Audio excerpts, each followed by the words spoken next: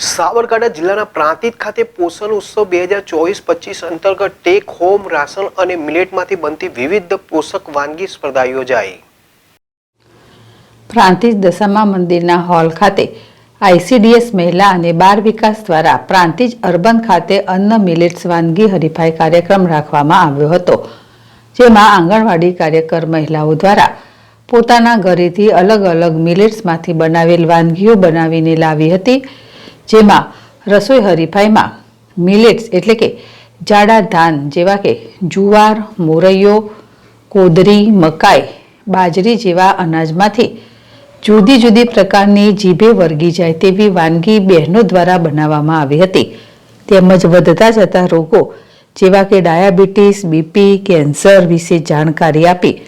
અને આના ઉપયોગ કરવાથી તેના ફાયદાની જાણકારી આપી હતી અને વાનગી હરીફાઈમાં બહેનોએ ખૂબ જ સુંદર વાનગીઓ બનાવી હતી, તે આકર્ષણનું કેન્દ્ર બની જવા પામી હતી। તો ઉપસ્થિત અધિકારીઓ તથા ભાજપ મહિલા મોરચાની બહેનો દ્વારા આ વાનગીને આરોગીને તેની સ્વાદ વિશેની સારી જાણકારી આપી હતી। આ વાનગી હરીફાઈમાં વિજેતા બહેનોને નંબર આપી ઉપસ્થિત મહેમાનોના હસ્તે પ્રમાણપત્ર એનાયત કરવામાં આવ્યા હતા। આ પ્રસંગે અધિકારીઓ સહિત પ્રાંતિજ મહિલા મોરચાની બહેનો,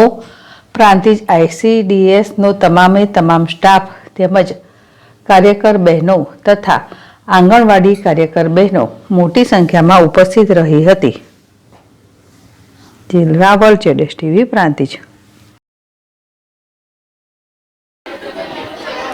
આજ રોજ પ્રાંતિજ શહેર, પ્રાંતિજ ઘટક 2 અને પ્રાંતિજ અર્બન સેજામાં પોષણ ઉત્સવ 2024-25ની ઉજવણી કરવામાં આવી, જેમાં વિસ્તારના તમામ આંગણવાડી કાર્યકર બહેનો, સગર્ભા માતા, ધાત્રી માતા, કિશોરી અને બાળકોની માતા દ્વારા અવનવી વાનગીઓ બનાવવામાં આવી, જેમાં THR મિલેટ્સ દ્વારા વાનગી બનાવવામાં આવી, જેમાં સરગવાનો ઉપયોગ કરી અલગ અલગ જુદી જુદી રીતના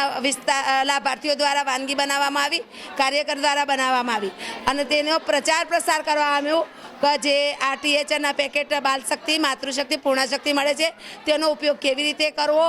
અને એમાંથી બનતી વાનગી વિશે સમજ આપવામાં નિદર્શન કરવામાં આવ્યું અને જે મિલેટ્સની વાનગી પણ બનાવી એમાં પણ સરગવાનો ઉપયોગ કરી